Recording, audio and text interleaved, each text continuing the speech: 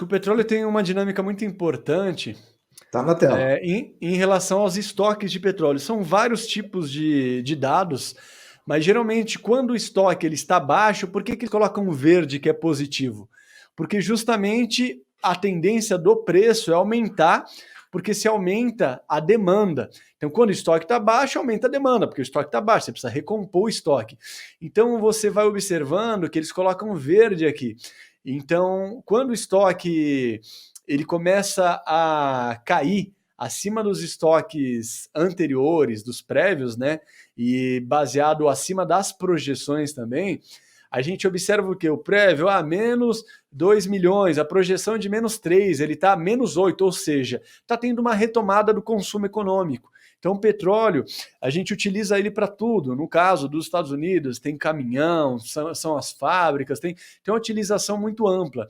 Então, quando a gente observa aqui nos indicadores, que é interessante a gente bater lá no BR Invest. Eu gosto muito, assim, eu não gosto de seguir ninguém, eu gosto de seguir os indicadores. Por que os indicadores? Porque às vezes você bate o olho e você fala, cara, olha aqui, o relatório, o estoque de petróleo bruto. Aí você fala, cara, ele está positivo. Esse daqui, ó, por que o relatório deste lado ele está vermelho se ele tem 3 milhões? Ele está vermelho porque está mostrando que o estoque está cheio, que não vai ter consumo disso.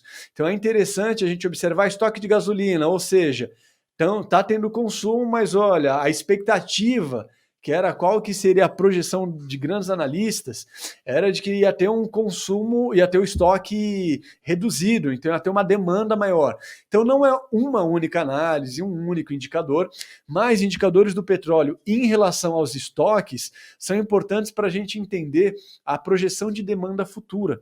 Então eu vi poucas pessoas explicando isso com uma simplicidade, não querer complexificar tudo, falar, nossa, a demanda do petróleo, contando o backwardation, ok, isso é importante, que é os preços dos contratos futuros, como que ele está ali, mas esses relatórios aqui tem algo muito importante, que ele sai toda terça-feira às 16 horas. Então tem vários relatórios que são semanais. Então depois disso ele acaba impactando no valor do preço do petróleo ao longo da semana. Então a gente vai observando que alguns valores eles se modificam em algumas janelas de dias específicos, que é quando sai relatórios, reuniões da OPEP. Então você tem que estar ali olhando sempre alguns indicadores semelhantes. Mas é muito importante o petróleo porque ele tem a ver com a retomada do consumo, a retomada da indústria, a questão dos derivados também. E para operar o petróleo, na prática, você tem que olhar quais são as oportunidades que o ativo está te mostrando ali. Esses indicadores de dados, eles são bons para você ter uma noção da foto geral, mas de forma operacional, é você ver o básico do básico, cara.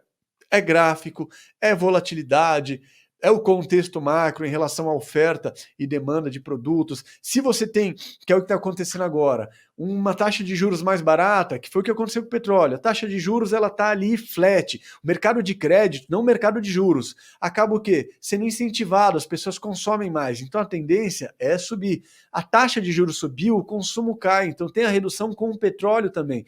Então é muito interessante a gente observar essas dinâmicas, porque elas andam pareadas. Então não é uma coisa só, você analisa um dado, analisa o outro, e para operar você tem, e no meu caso, o que eu gosto assim, é de operar por assimetria, onde você vê uma assimetria para você poder realmente observar alguma vantagem que ninguém viu ou que aqueles que viram estão se aproveitando dela, sabe?